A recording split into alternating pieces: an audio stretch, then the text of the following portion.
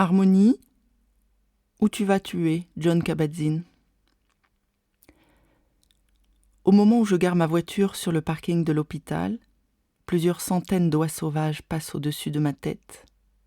Elles volent si haut dans le ciel que je n'entends pas leurs cris. Ce qui me frappe en premier, c'est qu'elles semblent savoir exactement où elles vont.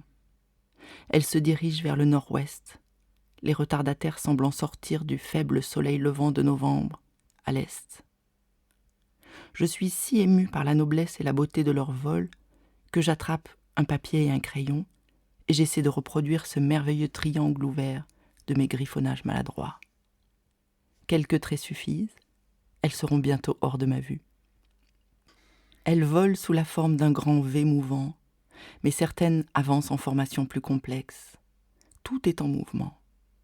Leurs lignes plongent et remontent dans les airs avec une grâce harmonieuse, comme un étendard flottant au vent. C'est évident qu'elles communiquent entre elles. Chacune semble toujours retrouver sa place parmi ces longs rubans mouvants.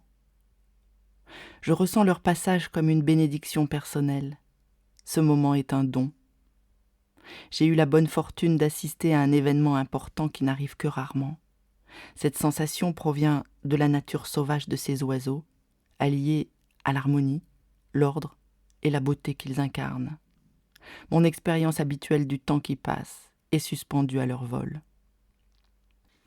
Le modèle de ce vol est chaotique, comme disent les savants, en parlant de formation de nuages ou des formes des arbres.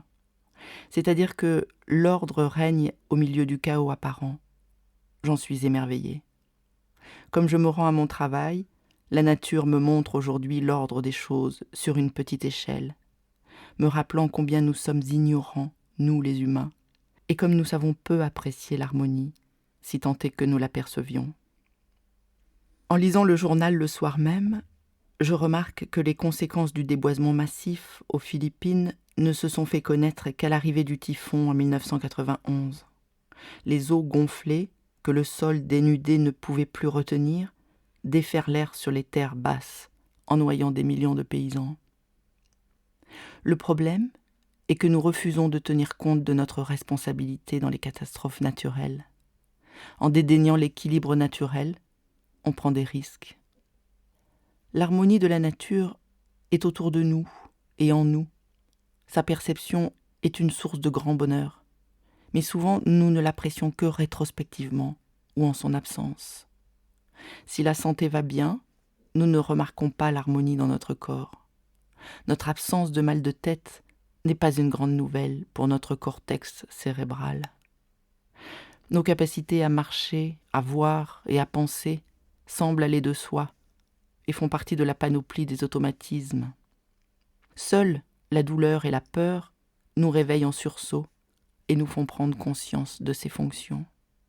À ce moment-là, l'harmonie est plus difficile à percevoir. Nous nous trouvons rattrapés par des turbulences à tous les niveaux. Comme le chante Joni Mitchell, « You don't know what you've got till it's gone ». Tu ne sais pas ce que tu as jusqu'à ce qu'il soit parti. En sortant de ma voiture, je rends hommage à ces voyageuses qui ont conféré à l'espace aérien de ce parking d'hôpital, obligatoirement civilisé, une dose rafraîchissante de nature sauvage. Exercice. Écartez le voile de la non-conscience afin de percevoir l'harmonie du moment présent.